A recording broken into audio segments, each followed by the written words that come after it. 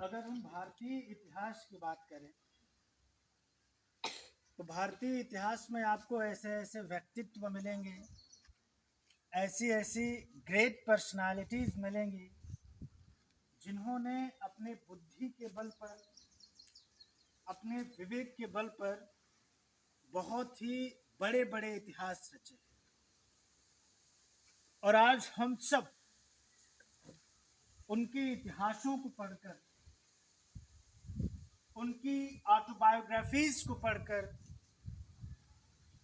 उनके किस्से सुनकर, उनकी कहानियां सुनकर बड़े होते हैं और उनके जैसा ही बनने की कोशिश करते हैं। जैसे डॉक्टर एपीजे अब्दुल कलाम का एक कथन है, उन्होंने कहा था कि सपने वो नहीं होते जो हम सोते हुए देखते हैं,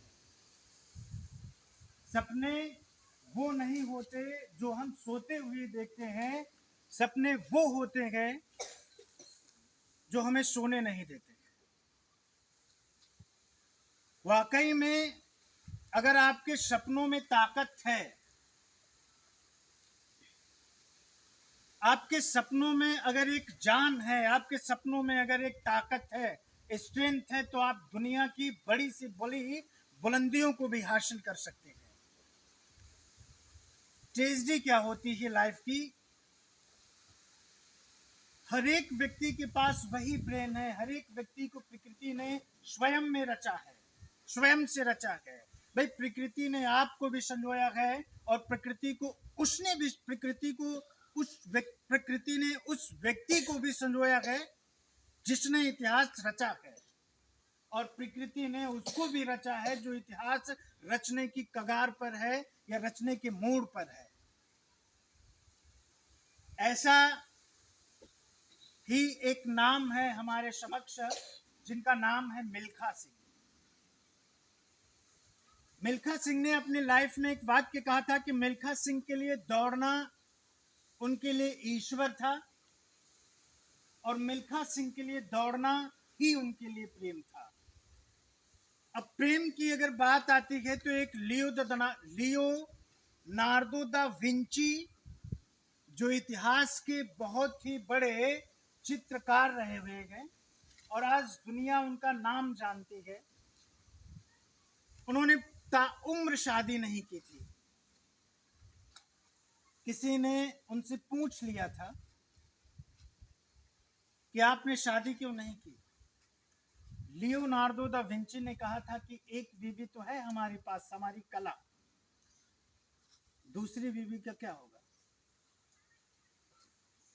इसी कड़ी में अगर आप नाम सुनोगे भगत सिंह का, जो कि क्रांतिकारी थे, जिन्होंने देश को आजाद कराने में उनका जो योगदान रहा, हम लोग उनको कभी नहीं भुला सकते। उनकी भी शादी तय हो रही थी, घर वाले कर रहे थे शादी, लेकिन उन्होंने कहा था कि जो आजादी है, ये आजादी ही हमारी दुल्हन है और इसी के साथ हमें जाना है, और उन्होंने शादी नहीं की थी इस देश को आजाद कराने की।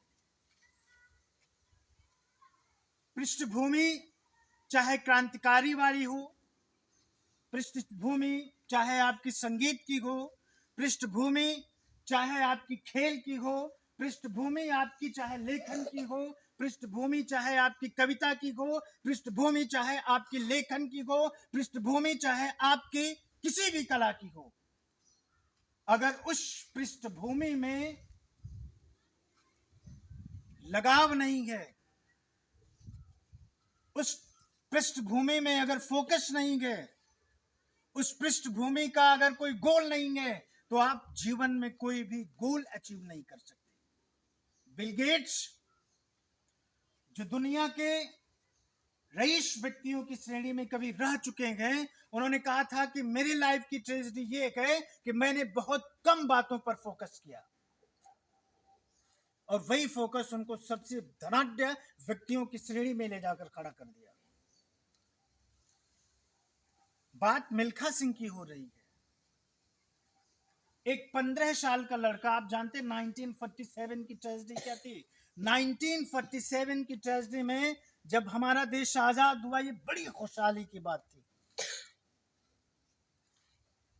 पूरा देश एक तरफ जश्न मना रहा था, वही दूसरी तरफ अगर हम इंडिया की ट्रेजेडी देखें तो दूसरी तरफ बहुत से लोगों की जानें भी जा रही थी, तमाम माओ और बहनों की इज्जतों के साथ खिलवाड़ हो रहा था, तमाम लोगों के सरों को धड़ से अलग किया जा रहा था, तमाम लोगों की जानें भी जा रही थी, तमाम जो माताएं और बहनें थी उनको विधवा भी बनाया जा रहा था। ऐसे में 1947 के भारत और पाकिस्तान के बंटवारे के दौरान एक 15 साल का लड़का जो अपने घर में अपने माता पिता के साथ में बैठा था, कुछ मुस्लिम लोगों ने, पाकिस्तान के लोगों ने उसके घर पर भी धावा बोला। उस 15 साल के बच्चे के सामने उसके मां बाप की गर्दनें काट दी गई।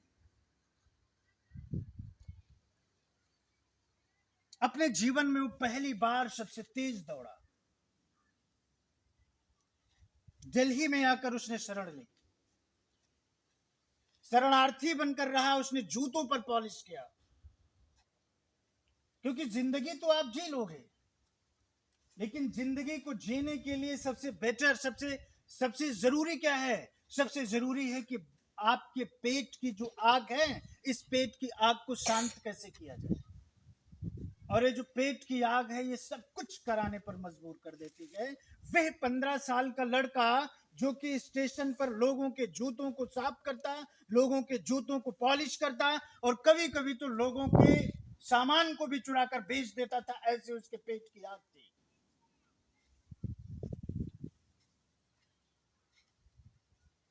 ये बंदा, ये जो लड़का था वो एक ऐसा लड़का था, हर विषम परिस्थिति उसके सामने आती गई, लेकिन विषम परिस्थितियों को उसने अपने ऊपर हावी नहीं होने दिया।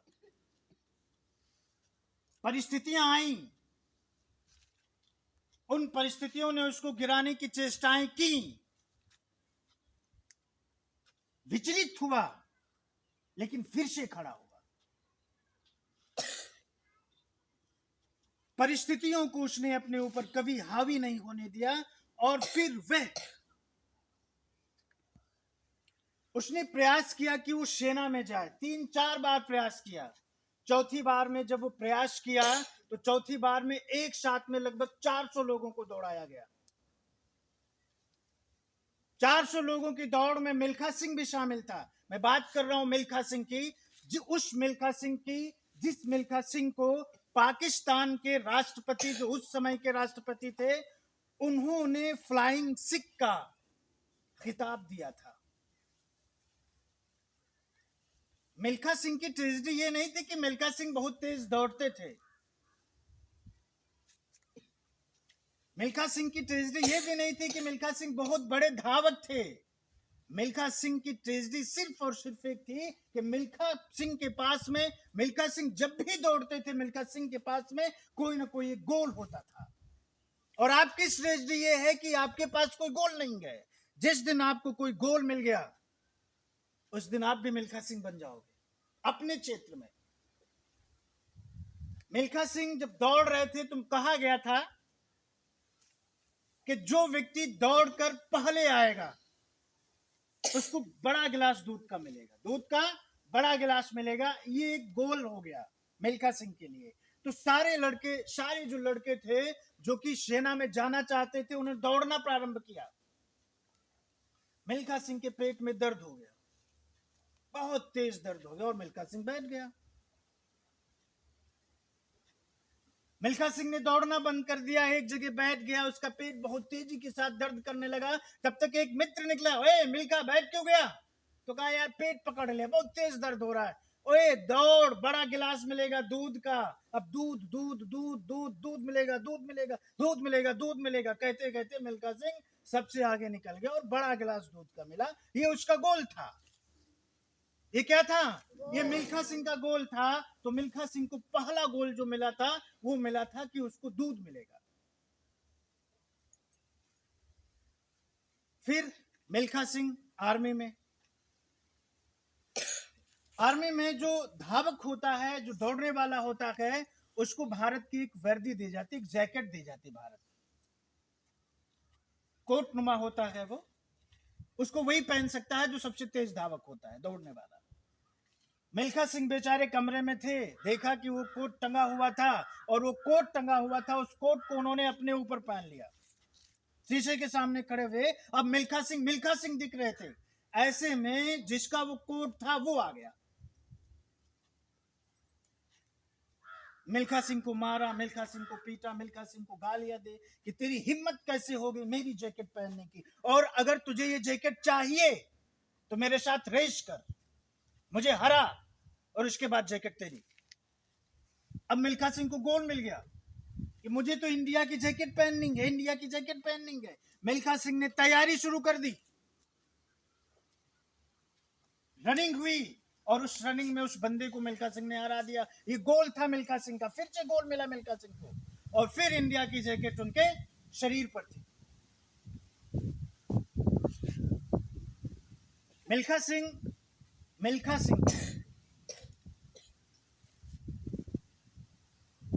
सिंह जब दौड़ने की प्रैक्टिस कर रहे थे तो उनके पैरों में घाव हो गए,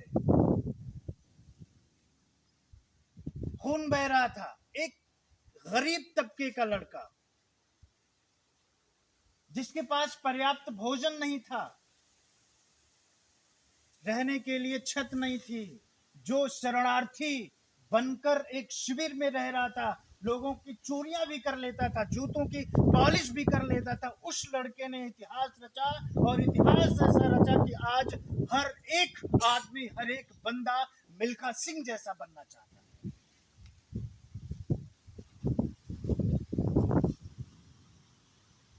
मिल्खा सिंह को ऑस्ट्रेलिया जाना था, 400 मीटर की प्रतिस्पर्धा थी दौड़ की। अब मिल्खा सिंह ठहरे इंडियन आदमी, इंडियन व्यक्ति, ऑस्ट्रेलिया गए। ऑस्ट्रेलिया में बड़े प्यारे प्यारे और गोरे गोरे से लोग होते थे। ऑस्ट्रेलिया में दौड़ के लिए गए। ऑस्ट्रेलिया वालों ने क्या किया, ऑस्ट्रेलिया वालों ने उनको क्लब में ले जाकर डाल दिया, बाहर ले गए। बाहर में भाई लड़कियां थी, गोरी गोरी मैमों को देखा, मिल्खा सिंह भटक गए, डिस्ट्रैक्ट हो गए। When you have distraction in your life, the direction will be blur.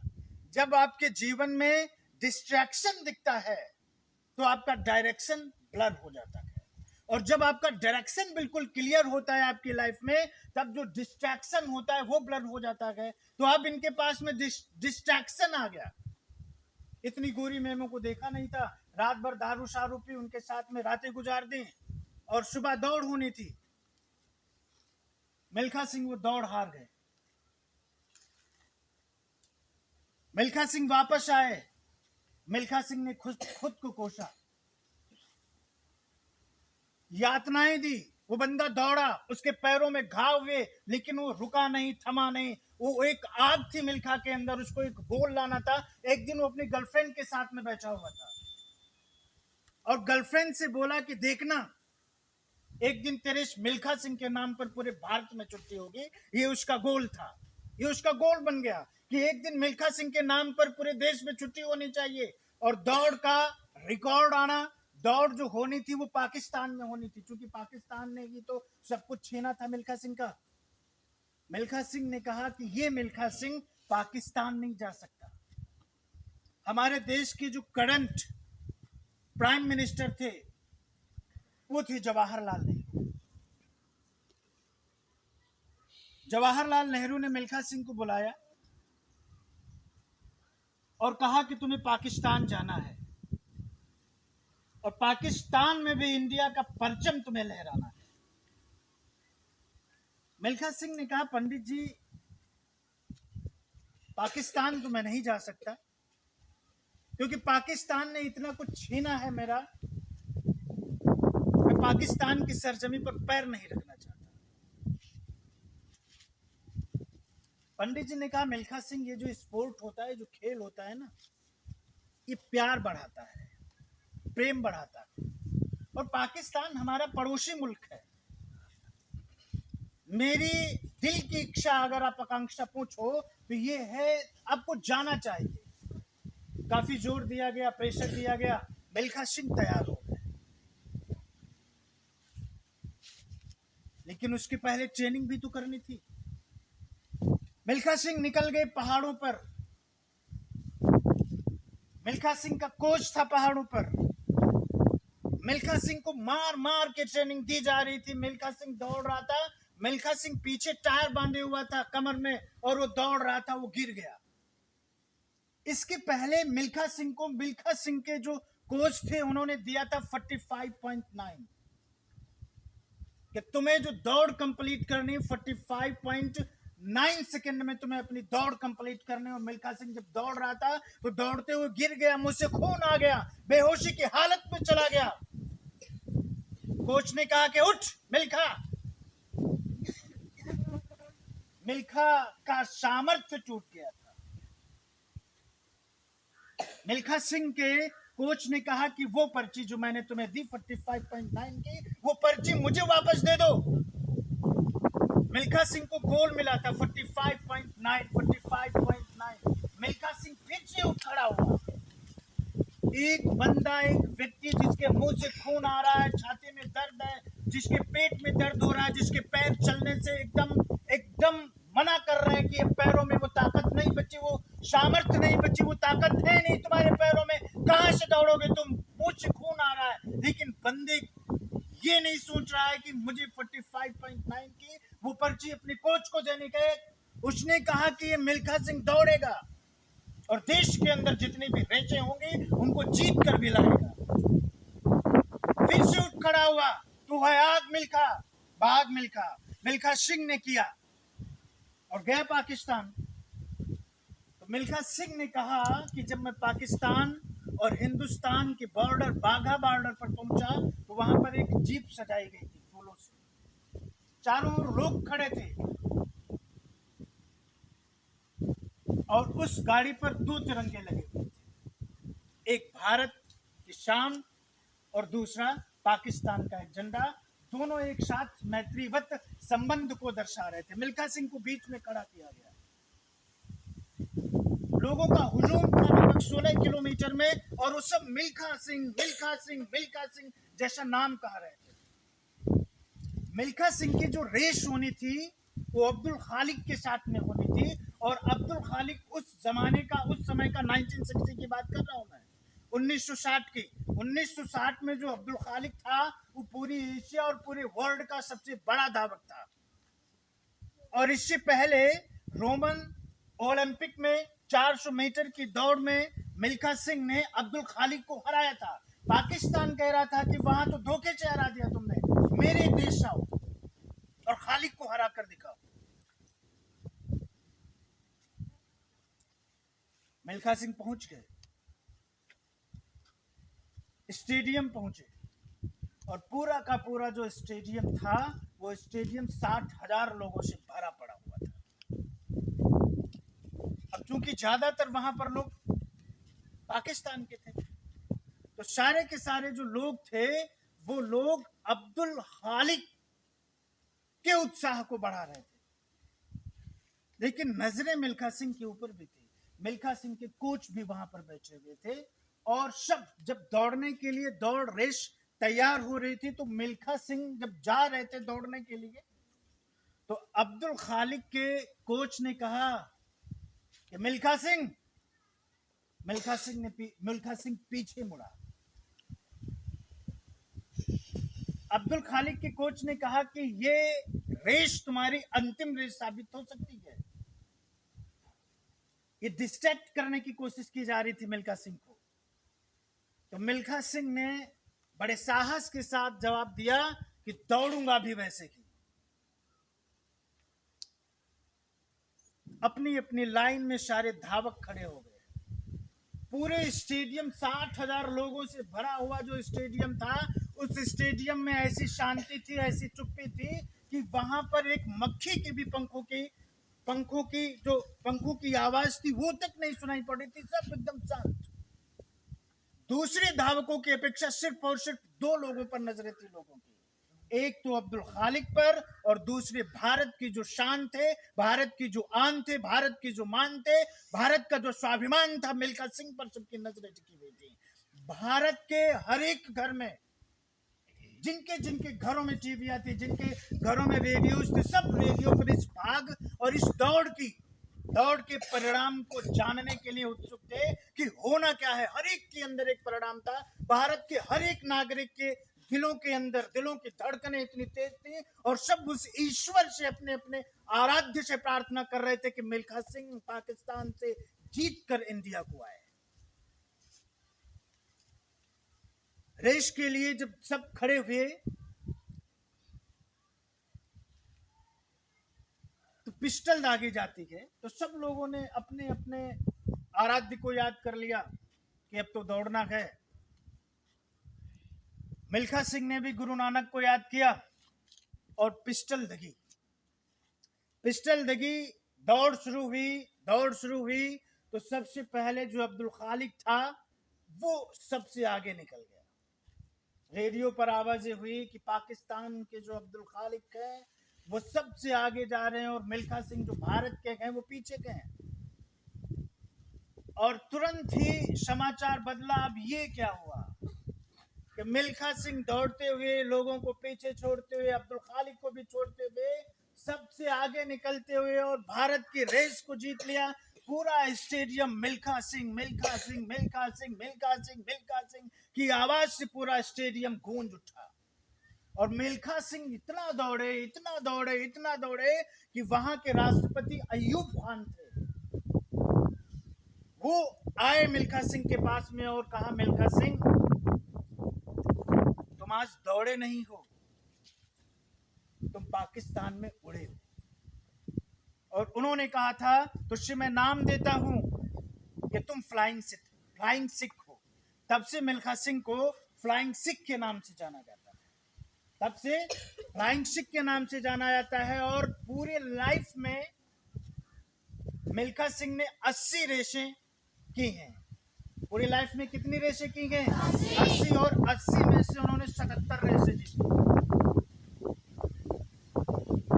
और उन्होंने अपनी लाइफ में एक रेस हारी, वो भी 0.1 सेकंड से। वो जो रेस हारी, उसी रेस से उनका नाम हो गया। तो एक बार आप सब लोग बोलो, भारत